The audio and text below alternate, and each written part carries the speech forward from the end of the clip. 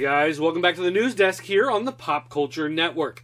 Now I know some of you are thinking, hey, wasn't there supposed to be a comic book news desk? Why are you going ahead and doing video games? Is this going to be another hybrid show? Actually, no. I am working on retooling the comic book news desk just a little bit. Hopefully, it will be back in time for next week.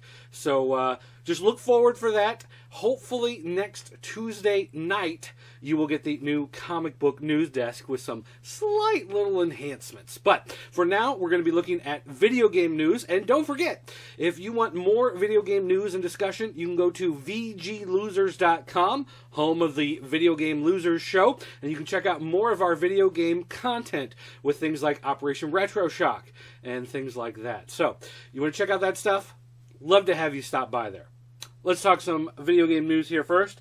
Nintendo announced that the 3DS had indeed sold 4.5 million units in the United States. It has outperformed the DS, which has a lot of people scratching their heads. They said, I thought this system was supposed to be a failure. Apparently not. It's actually doing pretty good now that they've dropped the price. And there are a lot more key titles coming out that are enticing people to pick up the system. With Metal Gear and Resident Evil, games that are not made by Nintendo that make you want to play the Nintendo system. So good for them, and hopefully they can make more Skylanders because those are crack, and I want a whole lot more of those. Next up, a Marvel executive was giving an interview to the Hollywood Reporter, and he came forward to say, let's see, who is this guy? Game Production VP TQ Jefferson. So TQ Jefferson was talking about some of the changes that have been happening in the games division, tying into the movies and things like that.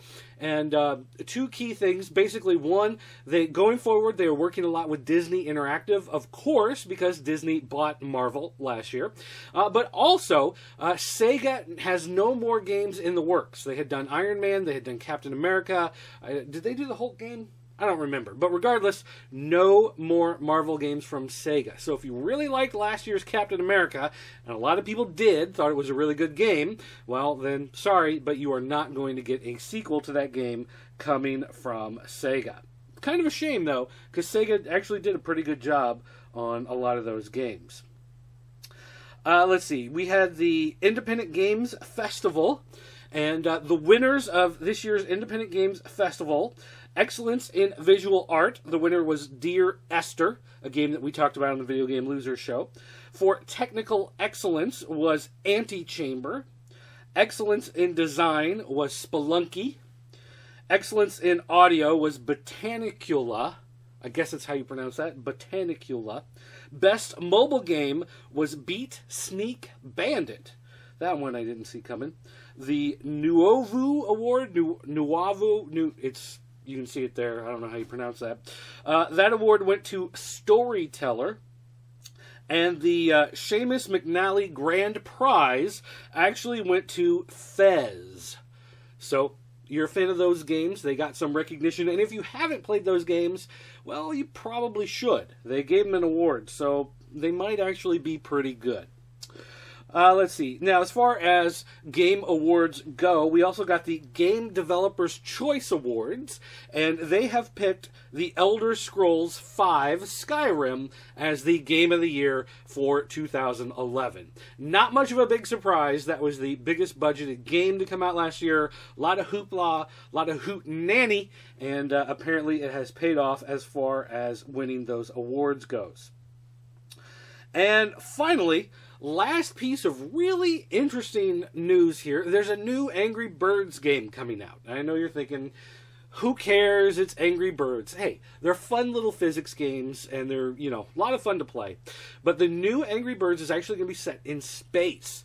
And you're going to have parts of the Angry Birds universe that are going to be weightless because they're in space. There will also be gravity fields from objects in space that can warp your trajectory as you go through the air.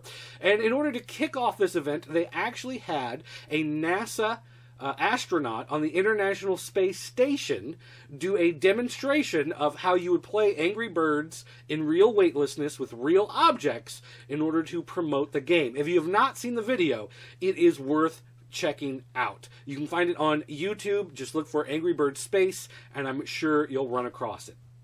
All right, guys, don't forget, if you want to leave us a voicemail, you can do it by calling the 24-hour voicemail line. It's area code 217-953-4025. You can also shoot me an email, dirt@popculturenetwork.com. Also, you can come by vglosers.com, check out our video game content, join the forums, make some friends, and just hang out and have fun. So that's going to do it for now, guys. Thanks for watching, and I'll see you next time.